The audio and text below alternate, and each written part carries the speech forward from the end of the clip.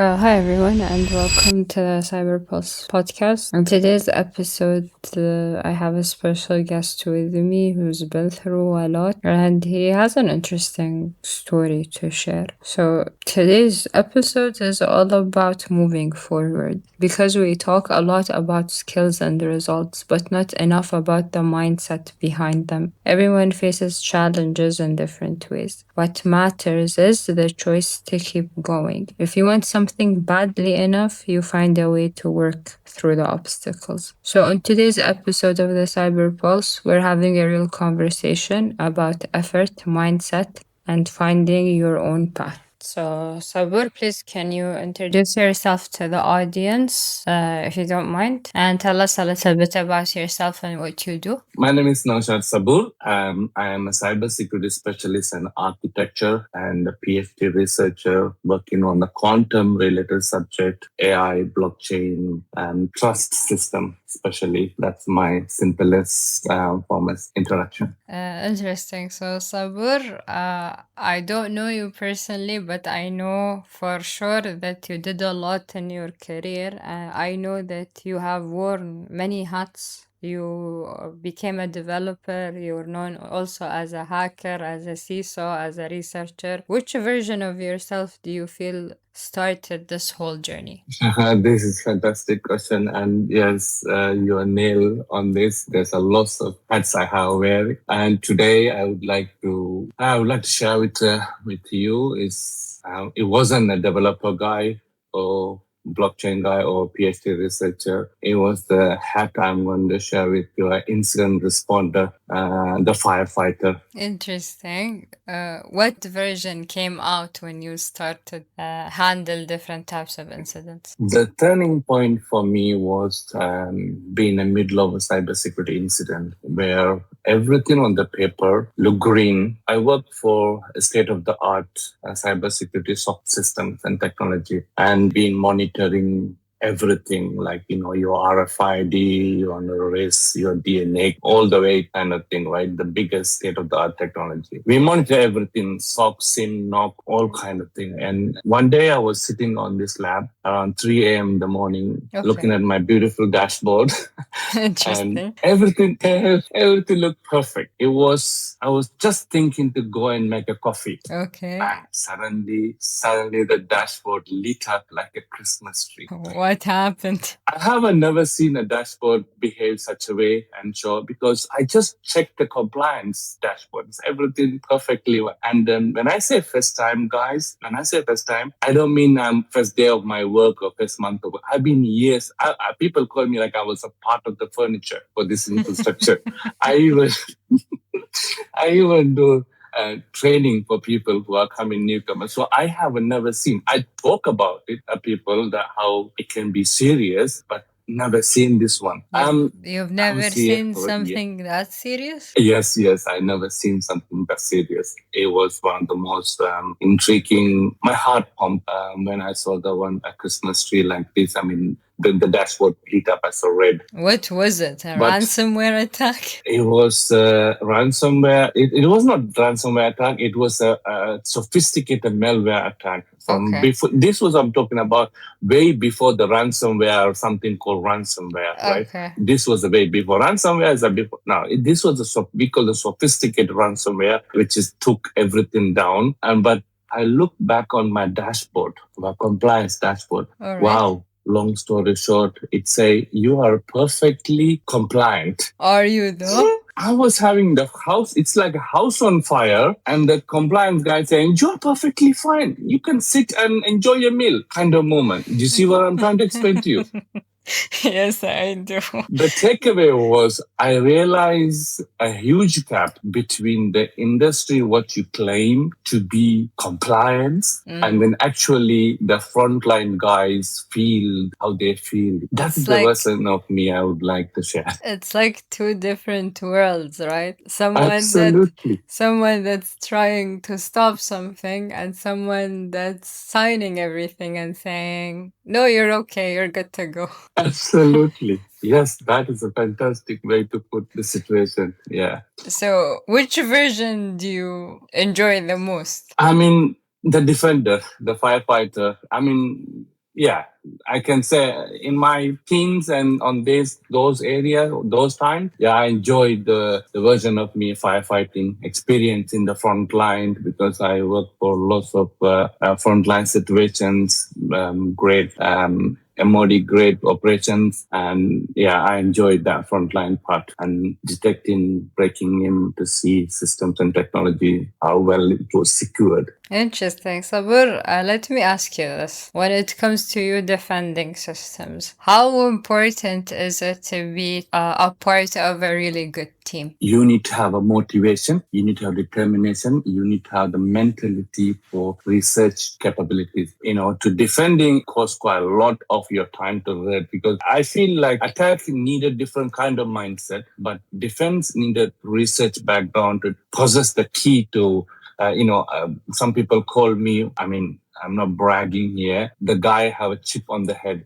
Meaning that Interesting. the way the speed TCP dump, okay, Yeah. the fly, you should be able to capture it with the flags and the speed. You know how fast the TCP dump Yeah. fly, right? Yes, And yes. I did have one or two circumstances that, front of my supervisor, I mean, senior commander, and I did flag it quickly when they were scrolling through. "Ah, la, la, la, la, what is that? What's that?" That's why the chip on the head come from the word. So I did, what I'm trying to explain to you is simple, that you need to have a unique inter-research mentality to see the picture clearly between the codes. This might be a small, it might be nothing. You think Yeah. it might be nothing, right? If you don't have, you might think, oh, it is nothing. It's just simple apostrophe, but it could turn into a catastrophe. You need to have curiosity. One thing I would say about defending, you must question everything from the beginning. You should go question why. Imagine that it's like somebody, you're a security officer or security guard, you're Okay. standing there and somebody passing through, just flashing the badge and say, oh, I work here. You should have a guts to say, excuse me, sir, can I see your pass, please? And take a closer look. Because when I was doing red teaming and I did pass through with a coffee cup and an ID card, nobody come to me and ask me, excuse me, sir, can I check your pass, please? They opened the door for me when I was doing red team operation. And I flashed I have a cup in my hand, coffee cup, and I have a ID card. I wish they say, excuse me, sir, let me check your card before I tap my card for you. Of course, I would like to help you. But you need to ask question. Curiosity is very important for any defender because I'm coming from both sides of the world, red and blue, right? So yeah, I does that get make what you sense? mean. Yeah, I get what you mean. But in a scenario like this, or I'll say in a world like this, to you, how important is teamwork? Being a teamwork is very important because you need to have I call them bounce back. I call them bounce back. We call the bounce back loan in a military world, meaning that I scratch your back and you scratch me back. Meaning it's you ask the team members if something you don't know. Team bonding is very important for any defense circumstances. Any circumstance, it's very important to work with the team and understand individual like going rogue. Sometimes you might think it is a vulnerability and you think this is how you're going to create your narrative.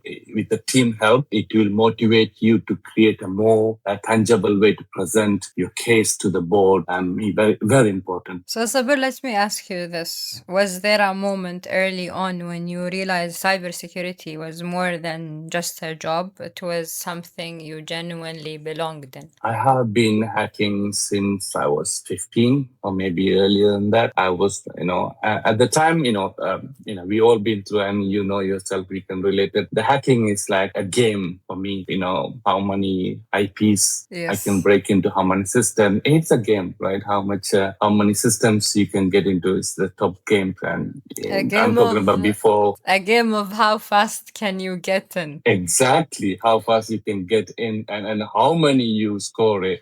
And it's not like just as excessive vulnerability or precise scripting. It's just like, SQL is the most, how much data, who can bring it, before this what do you call the hacking team and everything comes out. I'm talking about them times like show up to your friends and like, I'm inside the bank. Oh, I'm inside the social system. It just, I'm helping them to do. But to be honest with you, it's not about being I never been black hat. Never. Every time when I found it, I will put my name there and say, guys, contact me, call me, because when I try to message you, email you, you never come back. So I'm here leaving my message. When you find this one, please contact me. You're doing it Because out of curiosity, out of love of the field, not out of malicious intent. Absolutely. So let me be clear. So if I get into a bank, right, I send to CTO or CEO or anything. I'm talking about 10 years, 15 years ago, cybersecurity framework. You need to think about that time. I'm not about if I send you a LinkedIn message to CTO, he will be next day sending me a limousine to go to his office to see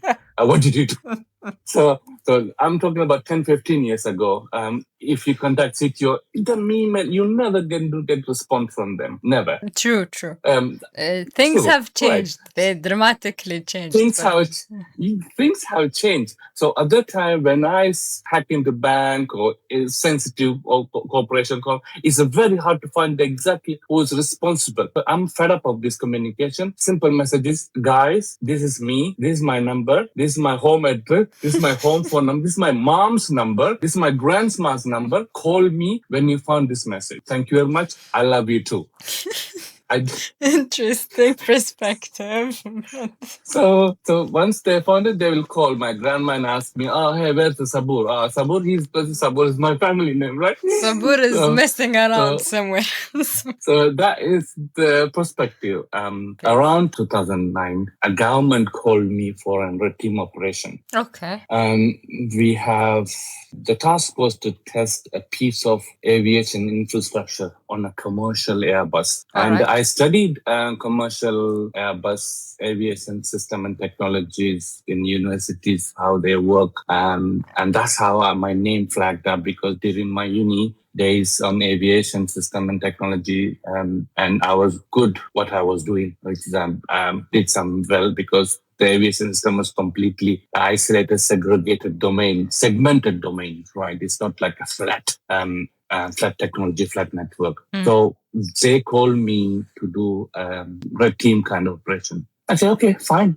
First time ever, right? I never done an air traffic system or air control system or air NIC system or any of kind of thing, but I studied and I play with the test systems, IFE domains and stuff. I said, okay, no problem. I turn out and also they had a VFS system, HF systems, long range and short range and stuff like that. Okay. I turn up and I saw like 10 guys sitting down there, and I can see the manufacturer, the company, the FAA, they have the whole shebang, guys with the ties and suit and booted and everything. I was just like guy with the hoodie.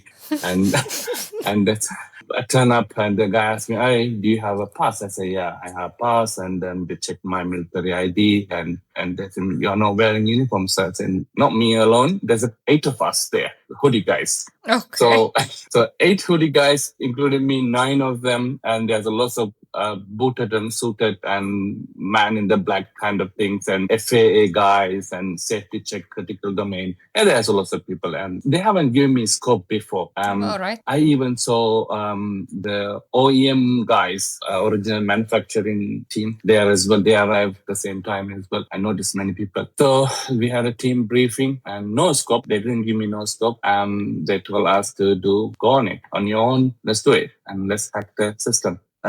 Being told that the pilot and the team on the aircraft was framed and being told, instructed, and what's going to happen, and they've been briefed very well, and they prepare for any circumstances, and it was a live test exercise. Okay. I was, okay, let's go. What's going to happen? So I started to playing with the toys, and one lead to another, 1 hour, 2 hours, 3 hours, 7 hours, 18 hours later, and I managed to hit the code red alarm button in front of my desk. We had a code red button. When somebody get into the system, first thing you need to do, hit the button. So I hit the button after 17 and a half, 18 hours later. How did that feel? Um, Was it exciting? the thing is, so the frighten came from after I hit the button, right? Because I didn't double check it. I can see terminal. I was in a system CTL. When I say system CTL section of the terminal, I know Yes. that, but I didn't double check it. I didn't do PWC command to see where I am actually, but I know I'm inside the CTL. So right after I hit it, I can see there's two, three guys walking into me. I turn around and I can see my supreme commander. I think so. It's a chain commander and a gold commander right behind me. I explained the situation in a one breath. I didn't even take like deep breath and then calm down. I said no, one whole sentence. I explained to him exactly what had happened, and then he kind of said, "Okay, Saboor, we're going to trigger a control disruption." I was like, "What? I don't know if you guys know what's a control disruption. In the flight is on the mid-air. Yeah. Can you imagine the picture, the situation? Even all the safeguards and human oversight, I had a reluctance to do this one and say, so long story short, systems, I need to type right now. I'm here to pay to do the job. And it's a testing. It's a good job and it's a need to test. So let's test it. So system CTL, stop XYZ service. I hit the command on the core system. The second I hit the command, I saw how quickly the flight operation system started to lose its sense of balance and coordination violently. That's too much for you to see on your first few days, don't you think? I think you experienced a lot and it was like a huge slap in the face for you in terms of how things work. Exactly. I fell into my stomach. I look at my terminal and the Airbus reacting such a way. Suddenly it hit me. This hit me in a way. This is no longer about the server or log or system or service or application or data or money. This is a real family could sitting down on this aircraft. Real people could sitting down with the hope to land and see the loved ones. Yeah. And this made me feel that, oh my God, I was always, I'm a soldier. I'm coming from a military background. My father is a military. I'm born called to the military into the teeth and never been nervous on something where you feel, we call the military, we say, can you feel your armpit is sweating?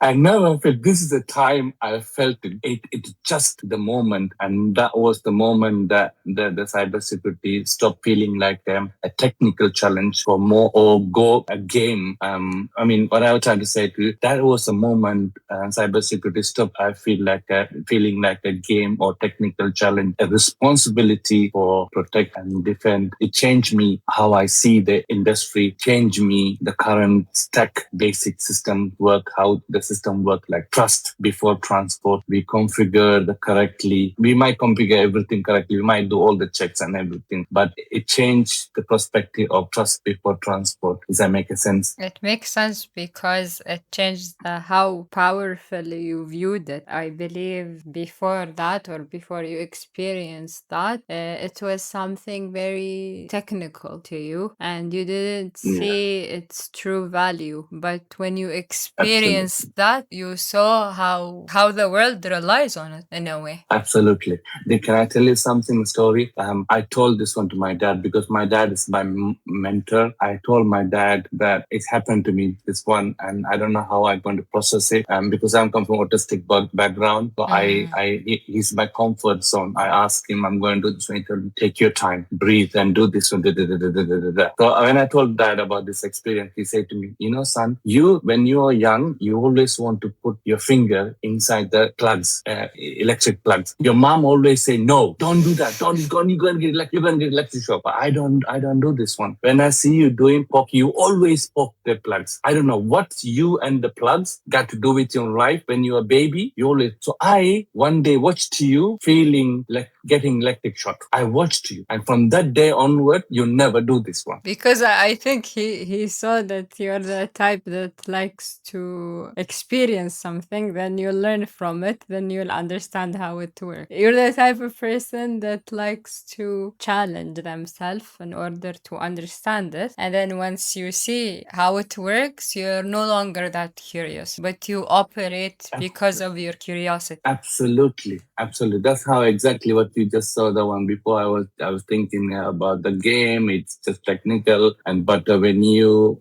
just identify that how serious it is. But when I touch a real fire, and then I it feel like, oh no, it's not anything about game or technical thing. It's about the thing. But I didn't give up on that point. I spent over years to talking to vendors to find solution to this problem. What I have discovered, and universities, SMEs. I enroll multiple universities. Did you know how many?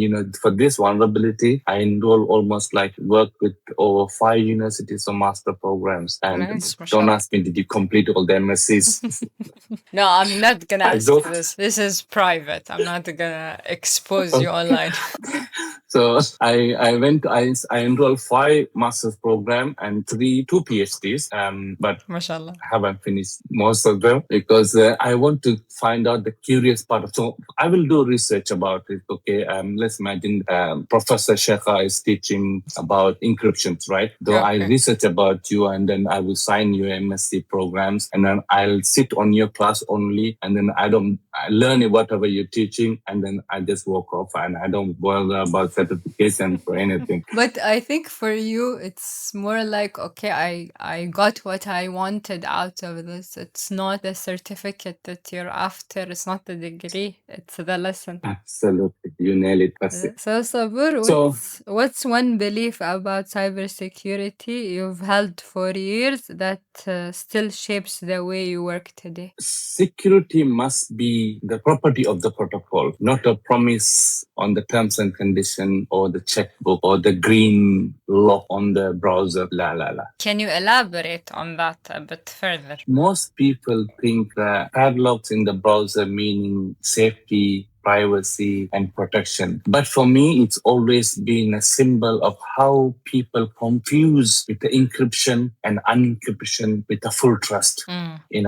This is one of the belief I have. People think that, oh, we have green padlock, I can send anything, I can communicate anything, everything will be protected. Yes. Yani, did you ever heard about something called hours now decrypt later attack? It's been happening for years. Nothing is safe and nothing is private. Yes. So the padlock is just transmitting the data securely and fastly. But it doesn't mean it is security for you in overall a full trust. So the question is held for years. Yeah, from the day one, I always know this is the biggest scam or biggest con of the century. Is my belief, my personal one. Does that make sense? Yeah, it does. Because as I said, like the way that I view this is that you like to play with things that people mostly trust. You're the type of guy that likes to challenge. And I believe you took that challenge very early on in your life. So you know how it operates, you know how it works. Where not a lot of people actually played with it. This is where you stand out. Yeah, I agree. So, Sabur, you've worked in environments where trust, people, and communication matter as much as tools. What have those experiences taught you about the human side of security? Human cybersecurity is what behind every circumstances, right? All cybersecurity incident. I mean, the human cybersecurity is behind all the technology. End of the day, when something go wrong, we get stressed, blame, miscommunicated, error, all pointed to one person, the victim category. Sadly, the burden, the bus at the victim's house. When I say the victim house, let's zoom out last decade. We have been many trillions of quadrillions of data breaches where trillions of pounds and billions of lost in fiat currency or cryptocurrency or by a ransomware attack, evolving everyday ransomware attack. It's a deep fake, and now we have AI and deep fake. We witness many kind of attacks. And last month we had the largest DDoS attack in the history 29.7 terabytes per second. Did you know how big this in scale? It's like a nuclear attack. If we see, this is like one of the biggest things ever see. If people know about something blow up or some kind of nuclear, they can picture that. But it's Yes. because people can't see the scale of the attack in cyber. You live with it. No, they don't live with it. They underestimate. A right word, 100%. They underestimate it, and people move on with their life. All these attacks in overall, when are we going to say, stop, we need something new? If you watch carefully, the pattern is always same. The technology simply failed to protect the human, carry the emotional cost. But then, today, then it's always the same mistake over and over again, don't you think? We rely on technology too much, and we always trust it. No matter what, we never learn from our mistakes. The technology is always gonna be there. We'll always trust it. Perfect, fantastic. But to answer this one, yes, today, or until yesterday, until last week, it's all about money or your personal identity leaks or PII or something sensitive about you, right? But this will change. This has to be changed. Today is emotional and financial loss, right? But tomorrow is going to be our life on the stake. Then what do we have? And because we are running, what that tell us is a very simple. All these years is all about finance and all these things, right? But tomorrow is going to be a life. Then we need a different system. What that tell us is a very simple message. If you design a system, no way to undo harm, then you dump all the weight onto the people and victims. End of the day, the company executives and C-level people like us come on TV and they will say, we apologize for the inconvenience. We have been hacked and we are working to fix the problem. This is called, you know what is called? What? This is called ethical failure. But are they ever gonna say that though? Are they ever gonna admit that publicly, that we ethically failed you? No, but indirectly they're saying, by saying we have been hacked and we apologize for the inconvenience, we're going to pay blah blah blah, we're going to fix it. This is indirectly, it is ethical failure, right? It's not just technical. We're simply dumping the blame on the system, on the people, on the citizen, or somebody else who's carrying the emotional imbalance, emotional, who's carrying this, who's putting the people into an emotional situation. And if you look back here, there's a lot of cases we see people are committing a suicide. People are killing themselves because of embarrassment or loss of money. I saw there's a newspaper saying in India, a bank get hacked or something get hacked, and he's a farmer, poor farmer. He don't have nothing else to move forward because of his local banks get hacked and he lost some money. And there's a lot of cases that we have seen. Human carry the burden end of the day. That's why we should care about technology, more reliable technology, reversibility, governance, affairs, security. It is not easy, but transparency, accountability. We have all these ones. You will say, oh, no, Saboor, we have transparency. We do have accountability, but without destroying the privacy. It is a little complicated because when you look at the scenario now, the AI, the post-quantum risk, how it's now decrypted later, this is really, really, really going to impact the human life from now onwards after post-quantum, because now 2028 afterward, we all have to prepare for quantum attack, right? So imagine the risk of that. I mean, I can't predict the future. That's that's something only God can do. It's all written and planned at the end of the day. I can't predict the future, but what I can say is this, this is a very interesting perspective. I've never thought about it that way. You have a point in terms of how you're stating this, but I think people play a big part in this because moral counts. How you protect a system or how you act towards it, or the security measures that you put in place and the decisions that you make all count. So not everyone will just rely on the money. Some people have morals. Some people have morals and they care about life, they care about other people's lives, so they'll make the right decisions, Absolutely, everything, is how it's going to work out. But the thing is, my point here is about the quantum attack. I mean, this is your major. I'm not majoring in quantum, so I know nothing about it. But I know that if it works fast, it works fast. That's all I know.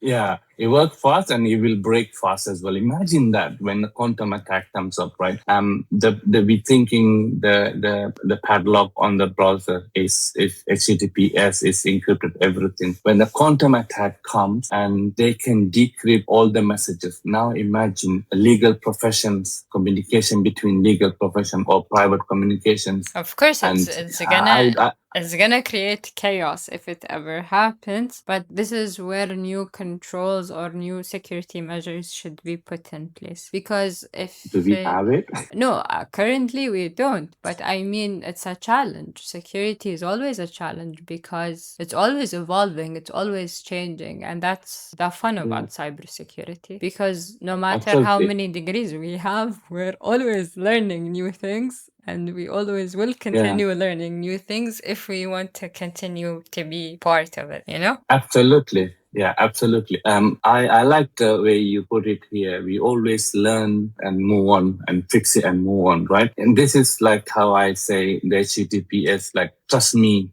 it will work, and trust before transport. The trust Yeah. before transport must be implemented. But what we have right now, trust after transport. You can ask me, what do you mean trust after transport? That is the actual HTTPS all about, trust after transport. Yes. What we needed is we needed trust before transport. Difference between trust after transport is you transmit something and then you build the SOC, all the gates, right? Security monitoring tools and technology and compliance on top of that after you transport. Then my argument is I'm talking about the basic the first foundation layer of the internet, right? When Yes. you transport something and then when the bad packet landed inside your network, then you started to create a different system like AVs and controls and security. Don't do this, don't do this, you can't do this, you can't do that. That kind of yes and no questions, right? But what I am saying we should have in the mid-air system technology and the midway system, trust before transport. Start from the ground. I understand what The you diff mean. You're saying we have a huge error or we have a huge dilemma in the way communication is being transparent over the internet. We think it's secure, but in reality, this is easily breakable. So we need to change these core controls. This is what you're trying to state. Absolutely, you nail it. Why I'm saying we need to change the core component, the right word you're saying, the core component, because until yesterday, it's all about money and then data loss and stuff like that. From tomorrow, after, it's going to be a human life in stake. So we can't risk that. We are all I about saving the people. We can't I risk that. I We agree, can't say, but Sabur, if you really think about it, I'm gonna share like something. It's a personal thought. It's not a belief. It's a thought. so. I feel like when people talk about cyber incidents or cyber attacks in general, they underestimate the impact of it, and they do that a lot. Yeah, Because like it's discussed the minute it happens, and then it's forgotten about. But what they don't recognize or what they don't really talk about or paint is the people who got affected because of that cyber attack. agree, And the people who got affected, maybe a life has been lost because of that attack, because agree, savings has been gone, like savings that I've been working for, let's say, all my life. People go through different situations in life, they have different stories to tell, different responsibilities, different diseases. So everyone has their own perspective when it comes to that, but we can all agree when it comes to the fact that when there is a cyber attack, it's always underestimated. No matter how big or small it is, they'll underestimate the impact of it and they'll just move on. 100%. Yeah. It's very, very well put on this entire whole deal I was trying to explain. And it is all about the underestimation. But my question to you is, can we underestimate what's coming? I know it's about, what's written on our head is going to happen, but can we take this underestimation as a pinch of salt? Maybe people like you and me, because this is our career. We understand it very well. We want to change it. But let's say someone who knows nothing about cybersecurity or IT in general, why would they Yeah. care? You know what I mean? But this is a question for you and me, people like me, you and me. Okay. How can we do differently? What can we make it differently? How can we influence the manufacturing organizations or the people who building behind the technology to build something, come up with a different? I'm calling a shot here that this needs to be The least, revolutionized or transmitted. yeah, the least that I could do, or a person like me can do, is I Hmm. wouldn't say fight. I'll say I'll stand up for what's right and what I believe. So if I think that this security control or measure is important and they don't want to apply it, then I'll find someone who's willing to apply it for me, and I'll work with that vendor. Like I'll work with vendor B instead of vendor A, because vendor B, let's say, is more cooperative and they're willing to create solutions for me instead of just ignoring the problem. Like I want to work with people who are more solution based than people who are just technology based, and they're just trying to sell something but they will not explain the errors of it. They don't care, they just want to Yeah. sell the product. So I'll Mhm. basically pick vendor B, because vendor B is like more solution based and they're more open to suggestions.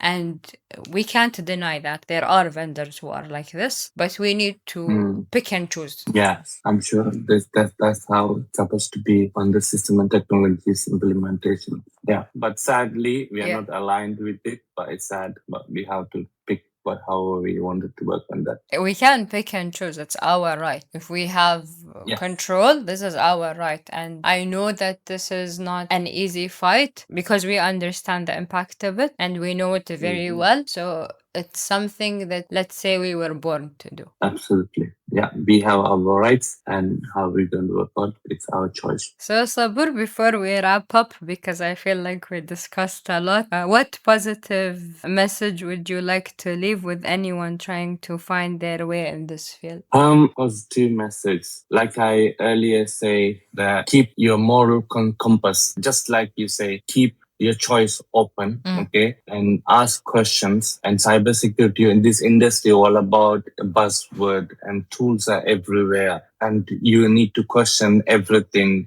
Start with the padlock questioning. What does this padlock do?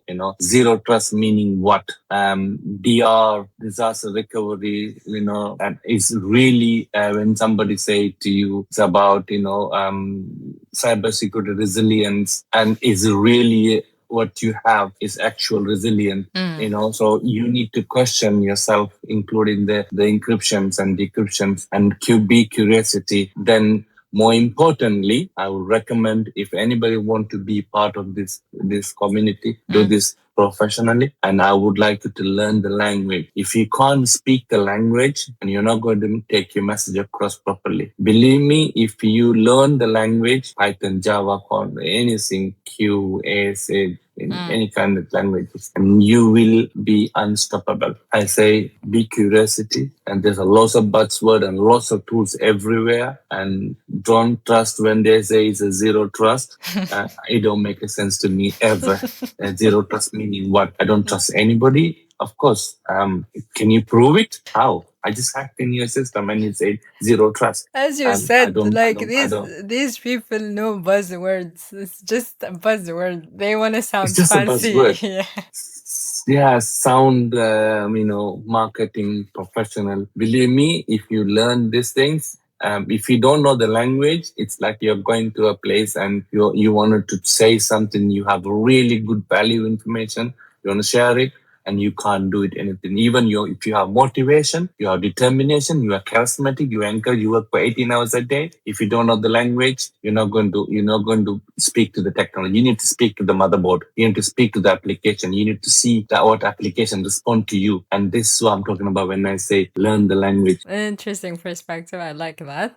One last question for you, Sabur. Is there anyone you'd like to recommend or see as part of the Cyber Pulse podcast? I mean, like someone who would be a guest in the Cyber Pulse podcast. I think I would like to nominate my CEO because he's my moral compass. He helped me a lot to navigate this landscape, and he's a great personality. He got a great mindset. business point of view and technical point of view, and also his engineering background. I would like to Interesting. nominate Charles Critchley from Acuity and then see if you can make him, I mean, if we can make it to come. I don't mind having a show with him. It will be really good. Interesting. Interesting. Let's see what I can do. Let's see. But I'll Okay. keep that in mind. So today's conversation shows that there's no single way to learn or to think or to succeed. Progress looks different for everyone, and that's okay. Thank you for listening to the CyberPulse podcast. I hope this episode makes you think about the mind behind the skill. Stay safe. See you in the next one.